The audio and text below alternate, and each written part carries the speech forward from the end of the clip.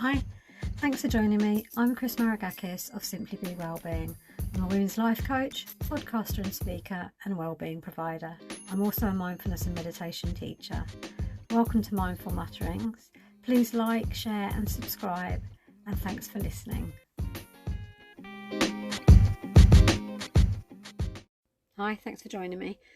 During a recent 28-day menopause mindset challenge that I did for a Facebook women's group, I was asked to address the mother-daughter relationship and how we can evolve in this relationship as we both grow.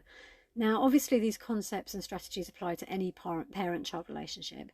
In fact, they can be applied to any relationship at all. But for the purpose of this podcast, as requested, I'm talking about mothers and daughters. So here goes. It's no secret that strong relationships between parents and their daughters are built on communication. However, simply having conversations isn't enough.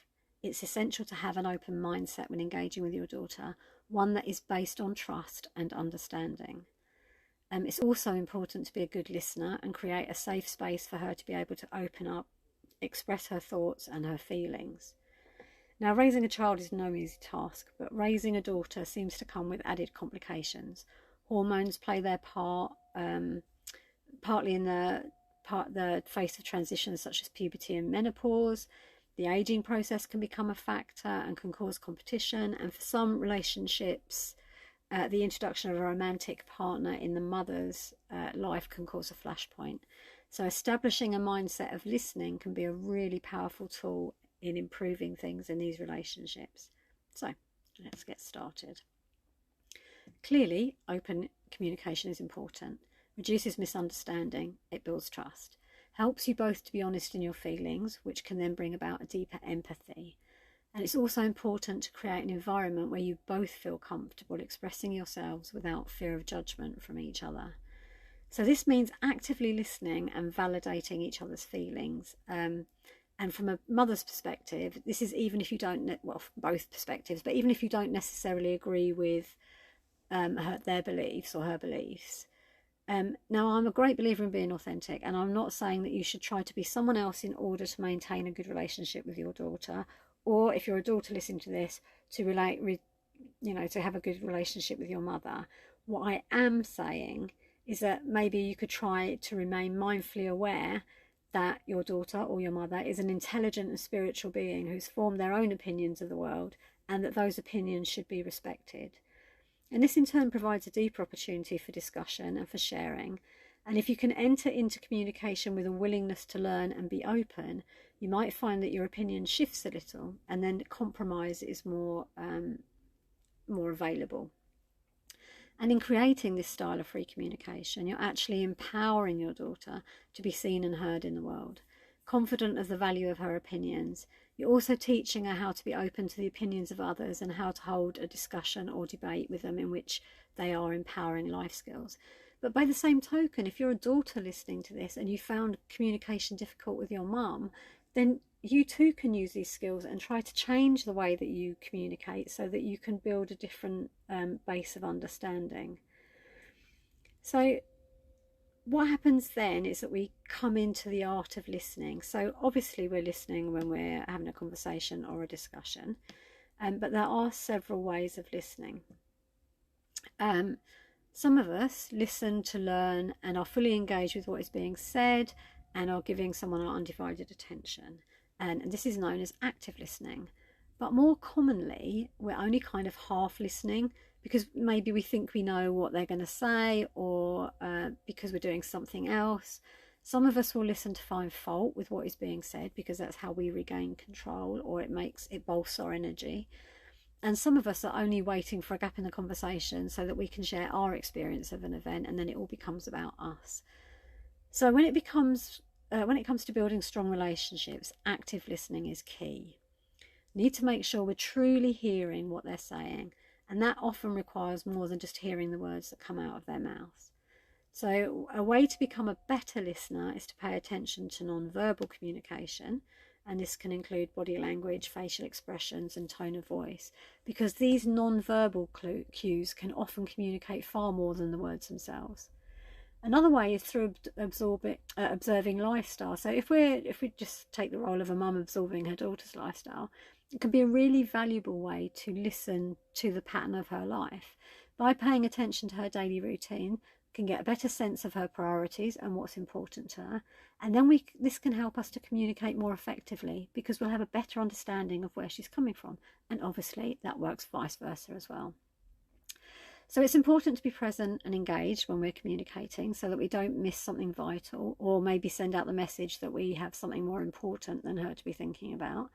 And again, here, I'm not saying that we should allow our daughters or our mums to monopolise our time, especially if it's in the middle of something. So it may instead be worth listening to what they have to say, and then before getting deeper into it, telling them that you're doing X, Y, or Z at the moment, but that you're really interested in what she has to say, and you don't want to miss anything. So how about you finish up in however long it's going to take you, and as soon as you're done, you'll grab a coffee, come and find her, so that you can give her your undivided attention. Unless, of course, it's a life or death experience or moment, in which case drop everything, because when push comes to shove, there's nothing more important than her in that moment. And through mastering the art of listening, we can strengthen our relationships and create more supportive and understanding dynamic.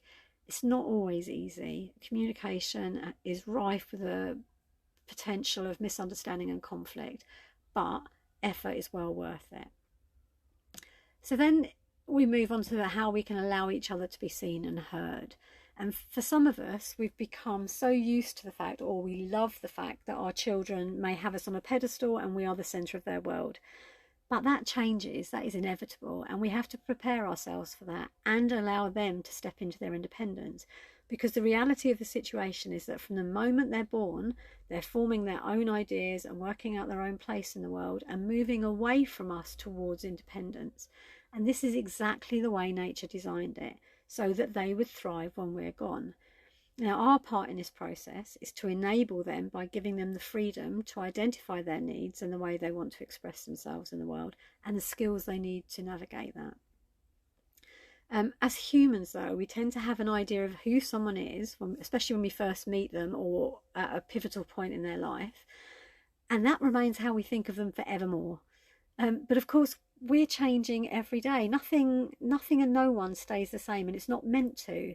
But it can be really hard for us to notice that someone is changing and evolving and move with them. But this is paramount to maintaining a healthy and positive relationship between parents and children. And so, by the same token, this also applies to their idea of us. I mean, for some, either we're superhuman and never make mistakes, or we're just mum and we don't possibly have any wants and needs. We're just there to make sure dinner's cooked and washing's done. And that, to a point, is how it's meant to be until it changes. And at some point it does change. It's just they have to be ready for that realization. And then as a parent, obviously it's natural to want to protect your child, but it's equally important to give them the space to make mistakes, although I don't like that word, and I'll explain why in a minute, but also to learn from them. So this also means respecting their boundaries and not overstepping them. But it also means being there to help them navigate what happens when things don't go to plan, and instilling in them this feeling of security. As far as I'm concerned, that no matter what, I have her back, that whatever happens in her life, I'm her mother and I will protect her with my last breath, and that she can always depend on. And it's that then that gives her a strong foundation and the courage to grow and find her own path, so that she can be authentic and live her best life.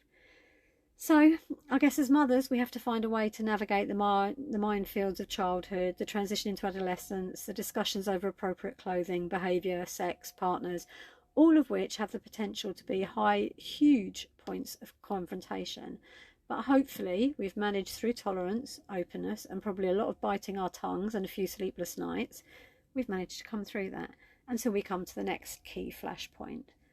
And this is when our daughters have a home of their own. And we have to respect that maybe, they do things differently to us and they live in a different way. And when they don't clear the table after they've eaten, or they like to scrub the kitchen down every day when maybe we feel once a week is enough, we have to respect that. Now, these are silly examples, but I hope you can start to see what I mean. It comes back to seeing your daughter as the independent woman that you've raised and respecting her, rather than forever seeing her as your baby and that you always know best.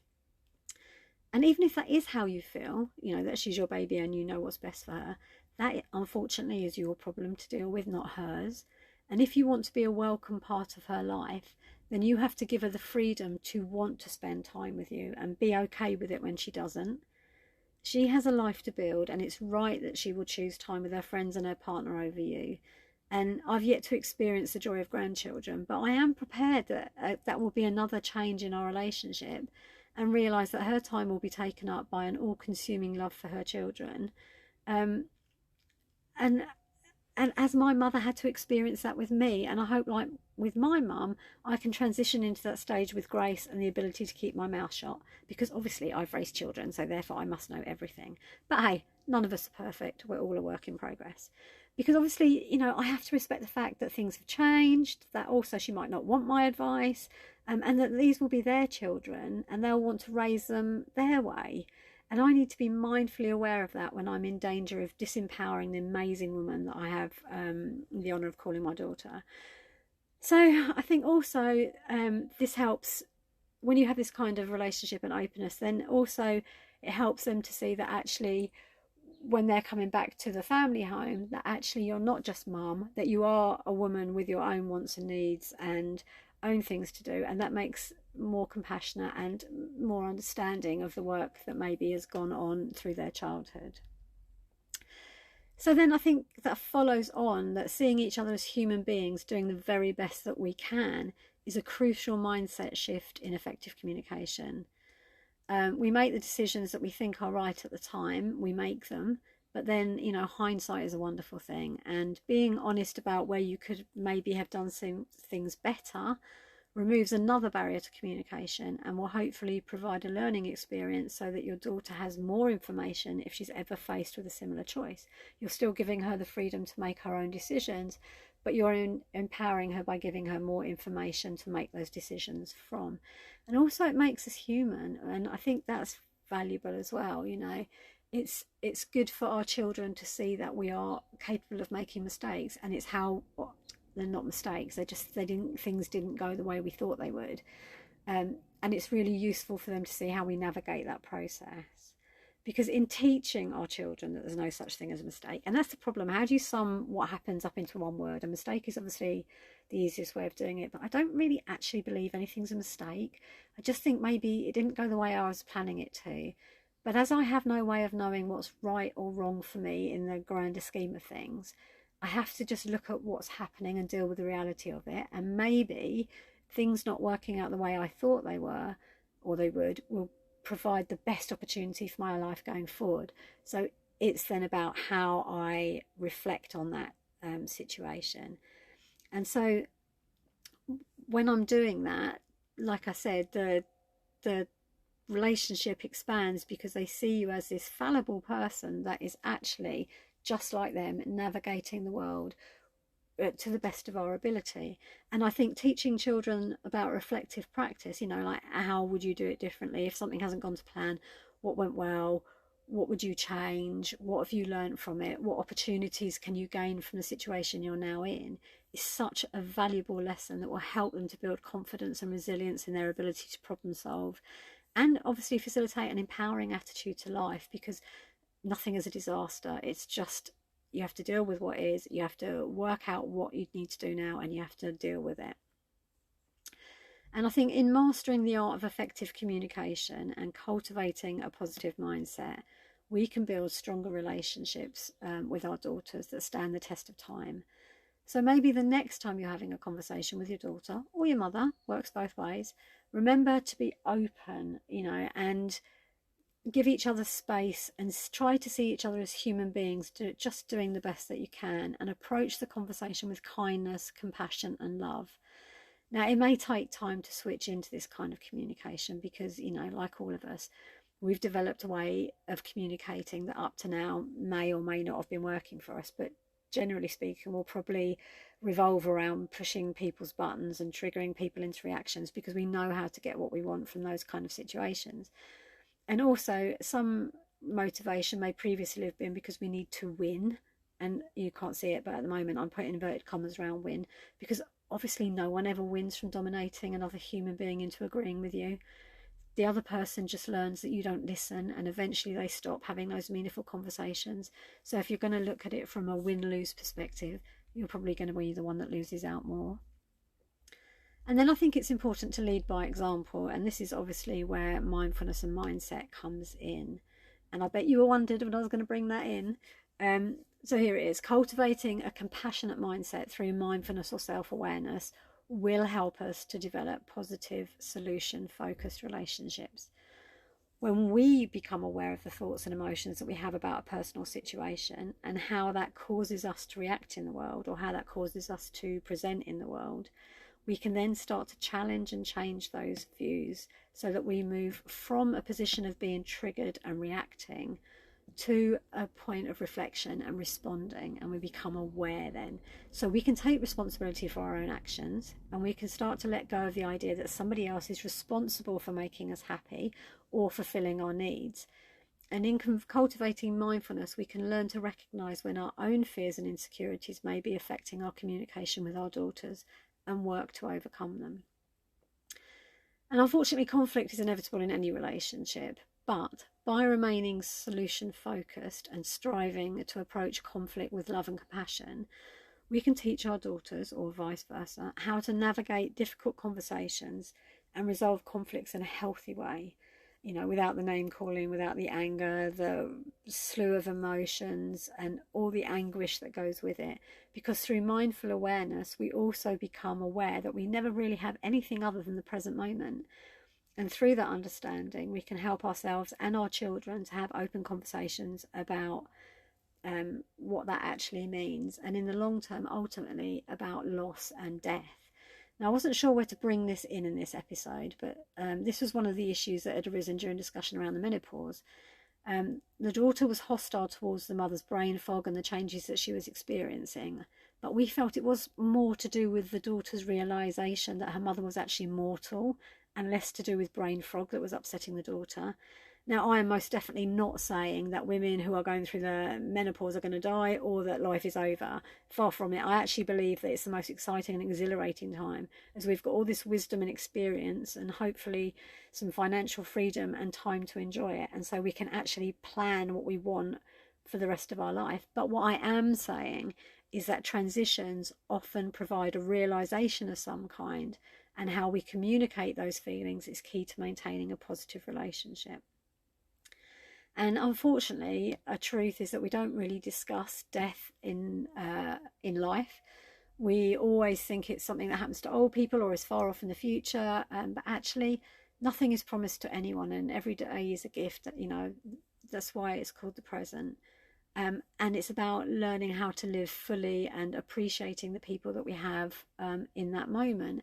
But also, I think it's some of the issues that are around death and grief are the fear. It's the fear of losing a loved one that so many live with, that causes or can cause conflict and hurt in relationships, because it's our fear of being hurt. So we try and protect ourselves from that inevitable pain. And sometimes that means we push away those we love the most in an attempt to lessen the suffering. And I'm really sorry, but you're going to suffer whatever happens when you lose someone. That is part of the process. The problem is, if you've pushed them away or there's been conflict there, you've got that to deal with on top of the loss. And so actively working to mediate around that situation is far more empowering than cutting people off or building walls. And then the thing is, when we package emotions away and we try and forget about them, or we cut people off, or whatever it is that we do, we're not dealing with the situation. And what we're doing is we're using so much energy to try and hide that from our subconscious that it's just festering away, and it uses up so much of our brain and our space and our emotion. And so when we bring them into the present and we start to examine them, they begin to have less power over us. And then together we can support each other to find a way to face our fears. And honesty is key here. Once a fear has been expressed, it's already lost some of its emotional impotence or importance. So then we can start to problem solve it, and we can talk around the fear, and we can come up with strategies to make coping a more realistic option. And from my point of view, and this is only ever my point of view, having children is a privilege and a responsibility. And as I've said before, our job, as I see it, as mothers, is to provide our daughters, all children, but we're talking about mothers and daughters, with the security they need to become confident and to model the behaviours that we would like to see them show out in the world.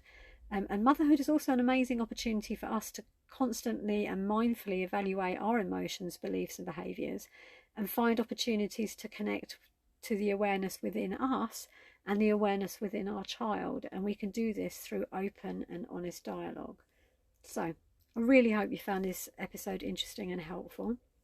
As always, if you've got any questions, or you just want to reach out, or you want to find out about working with me, you can get in touch via the website simplybe.org.uk. Thank you very much for listening, and I hope you'll join me for the next one. Bye.